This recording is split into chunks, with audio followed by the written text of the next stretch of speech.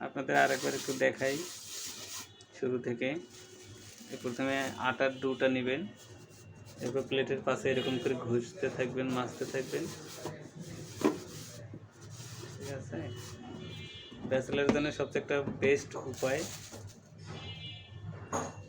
বাসায় যদি কাঠের যন্ত্রপাতি না থাকে তারপরে আপনারা এটাতে কাজ চালাই নিতে পারবেন। দেখেন প্লেটের পাশায় আটার ডো দিয়ে এই যে হামান দিস্তার এটা গাইনটা দিয়ে কিভাবে রুটি বানাইতে হয়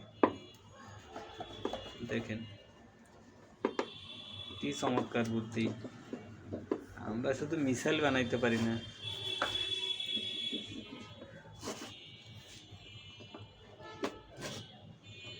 কত সুন্দর রুটি হয়ে গেছে। এটার একটা বিশেষ সুবিধা হচ্ছে যে এখানে আপনার রুটি মানচিত্র হবে না, চারদিক থেকে আছে তো, ব্যারিয়ারটা আছে তো, এ অটোমেটিক গোল হয়ে যাবে। আমাদের অনেক সময় পিঠা বানাইতে যে মেয়েরাও পারে না, রুটি বাঁকা তেরা হয়ে যায়,